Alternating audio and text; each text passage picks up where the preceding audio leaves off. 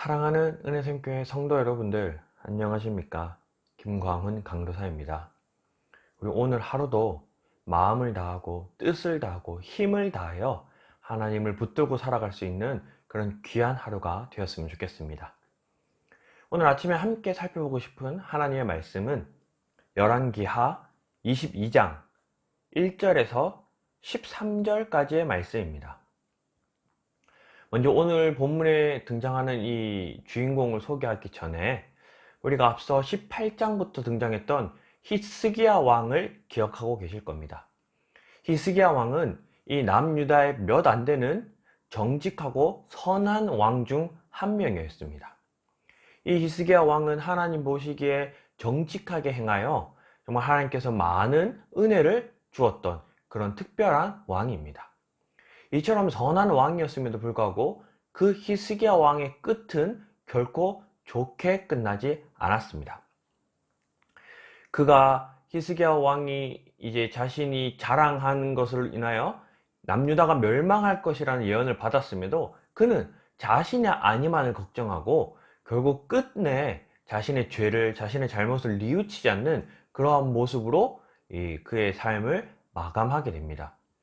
그런데 반면에 오늘 등장하는 이 요시야 왕은요, 히스기야와 똑같이 선한 왕으로 시작하여 그의 끝도 선한 왕으로 끝나는 남유다 왕 중 유일한 가장 정직하고 선한 왕이라고 생각합니다.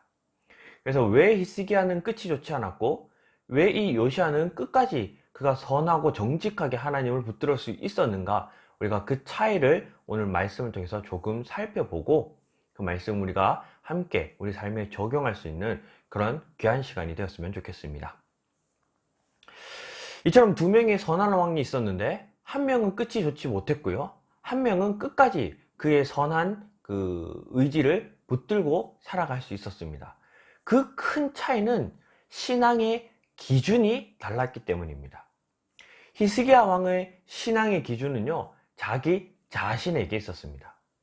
히스기야 왕은 선하게 하나님을 정직하게 따랐고, 그리고 그의 신앙의 기준이 자기 자신에게 있었기 때문에 그는 신앙생활 하면서 계속해서 하나님에게 자신에게 그 어떤 징표를 보여줄 것을 요구했습니다. 그래서 히스기야가 병이 나을 때도요, 하나님께 징표를 요구하고 해시기가 뒤로 10도나 물러가는 그 놀라운 이적을 경험했던 왕이었습니다. 그러나 그 신앙의 기준이 자기 자신에게 있었기 때문에 끝내 그는 자기 자신만을 생각하는 그런 모습으로 끝나게 됩니다. 근데 반면에 이 요시야 왕의 기준은요, 자기 자신에게 있지 않고 하나님 말씀에 있었기 때문에 히스기야와는 다른 그런 마지막 모습을 보여주고 있습니다. 이 요시야 왕의 할아버지 므낫세 왕은 이 남유다의 가장 악한 왕 중 한 명으로 손꼽히고요, 이 므낫세 왕의 아들, 그러니까 요시야 왕의 아버지인, 오늘 이제 읽지는 않았지만 우리 바로 앞에 이 19절, 21장 19절에 유다 왕 아몬이 등장합니다. 비록 짧게 2년 동안만 이제 나라를 다스렸지만 그 2년 동안에도 정말 악한 모습을 보여줬던 이 아몬 왕, 이 요시야 왕의 아버지 므낫세와 아몬, 아주 악한 할아버지와 아빠 밑에서 선한 요시야 왕이 나타났습니다.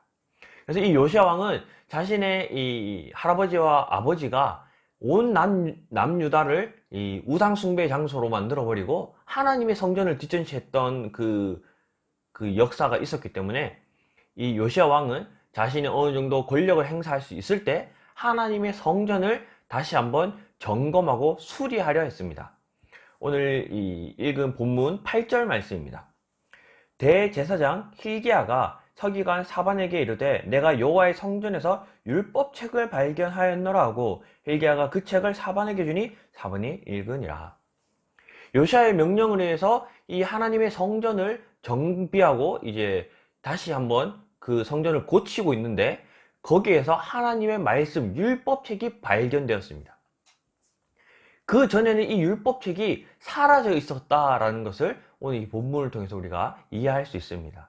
그래서 이 므낫세와 아몬의 아몬의 때에는 하나님의 율법책을 전혀 보지도 않고 찾지도 않았지만 그 어딘가에 숨겨져 있던, 그 어딘가에 잊혀져 있던 그 하나님의 율법책이 이 요시야 왕이 하나님의 성전을 청소하고 그 성전을 정비하면서 찾게 되는 겁니다. 그래서 이 율법책을 읽고 요시야 왕이 처음으로 이 율법책에 대한 존재를 알고 그 내용을 읽었을 때 그 반응이 11절입니다. 왕이 율법책의 말을 듣자 곧 그의 옷을 찢으니라.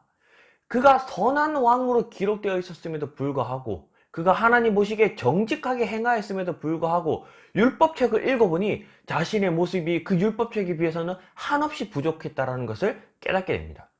또한 자신의 아버지와 자신의 할아버지가 행했던 그 일들이 하나님의 보시기에 이 율법책에 비교해 봤을 때 너무나 악한 행동이었다는 사실을 깨닫게 됩니다.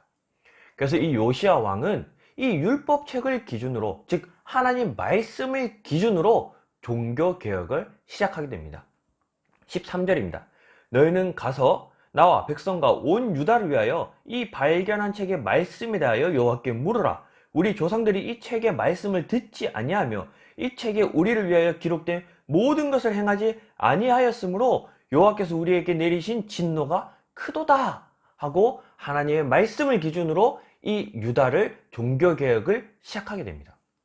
하나님께서 우리를 위하여 주신 그 말씀, 우리가 그 우리를 위하여 주신 그 말씀을 지켜야 한다라고 해서 이 요시야 왕이 이 남유다의 많은 일들을 행하는데요.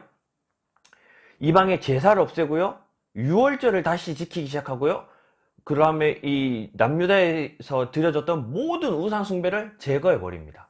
그래서 성경은 이 요시야 왕 이전으로는 한 번도 이 유월절이 지켜진 적이 없었다라고 기록할 만큼 당시에 이 남유다가 얼마나 하나님 말씀과 먼 그런 이 삶을 살았는지를 잘 보여주고 있습니다.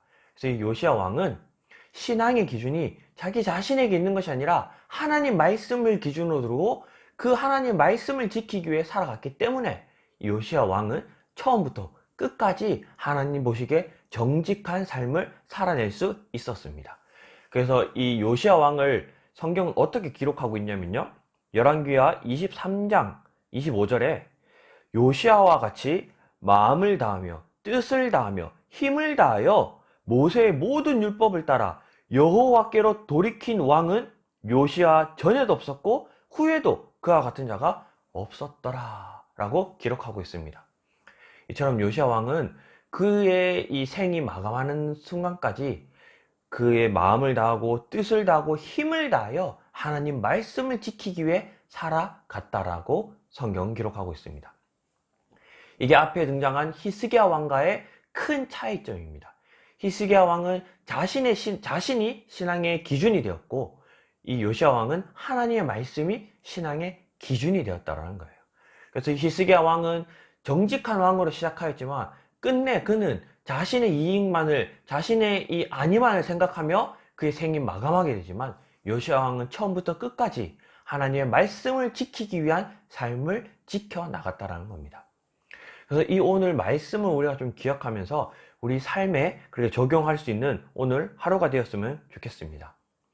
이 말씀을 통해서 우리가 왜 말씀을 가까이 해야 하는지, 우리가 왜 말씀을 이렇게 읽어야 하는지 그 이유를 찾을 수 있습니다. 우리가 말씀을 가까이 하지 않고 살아가게 된다면 계속해서 우리는 이 히스기야 왕과 같이 우리가 우리 삶의 주인이 되고 기준이 되어서 하나님의 뜻과는 멀어질 수밖에 없지만 요시야 왕처럼 말씀을 늘 가까이 하고 말씀을 계속해서 읽다 보면 우리는 그 말씀을 기준으로 살아가기 때문에 우리가 정말 하나님의 부르시는 그날까지 하나님 보시기에 정직한 삶을 살아낼 수 있다는 겁니다. 그래서 오늘 이 말씀을 통해서 우리가 오늘 하루는 특별히 더 말씀을 가까이 하는 그런 하루가 되었으면 좋겠습니다. 평소보다 말씀을 2배, 3배 훨씬 많은 양, 또 많은 시간을 할애해서 좀 말씀을 읽고 가까이 했으면 좋겠습니다. 그래서 그 말씀을 우리가 오늘 하루 살아내는 우리 삶의 기준으로 삼고 내 자신이 아니라 내 경험이 아니라 내 생각이 아니라 하나님의 말씀이 우리 삶의 기준으로 되는 그런 하루를 살아낼 수 있는 귀한 성도들이 되었으면 좋겠습니다. 그래서 오늘 이 말씀을 기억하면서 우리 한 2가지 아니, 오늘은 특별히 우리 세 가지 정도 기도함으로 하루를 시작했으면 좋겠는데요. 첫 번째는 우리 자기 자신을 위해 기도했으면 좋겠습니다. 내 생각과 내 경험이 내 삶의 기준이 되는 것이 아니라 정말 하나님의 말씀이 내 삶의 기준이 될 수 있도록 하나님 말씀을 가까이 하는 오늘 하루가 될 수 있도록 우리 자기 자신을 위해 기도했으면 좋겠고요. 두 번째는 우리 은혜샘 교회를 위해서 기도했으면 좋겠습니다. 우리 은혜샘 교회가 정말 세상이 평가하는 그런 기준이 아니라 하나님의 말씀이 기준이 되어 정말 이 세상에 정말 등불과 같은 그런 역할을 감당할 수 있는 교회가 될 수 있도록 우리 은혜샘 교회를 위해서 기도했으면 좋겠고요. 그리고 오늘은 특별히 어린이날입니다. 정말 세상 사람들도 다음 세대를 위해 이렇게 특별한 날을 정하여 그들을 섬기고 그들을 위로하는데, 우리 교회를 다니는 이런 성도들도 정말 다음 세대를 위하여 특별히 그들을 위해 기도하고 그들을 섬기고 또 그들을 위로할 수 있는 좀 그런 특별한 하루가 되었으면 좋겠습니다. 그래서 우리 자기 자신과 우리 은혜샘 교회와 특별히 다음 세대를 위해 오늘 이 세 가지 정도를 기도함으로 오늘 하루를 시작하도록 하겠습니다. 다 같이 한번 기도하겠습니다. 살아계신 하나님, 감사합니다.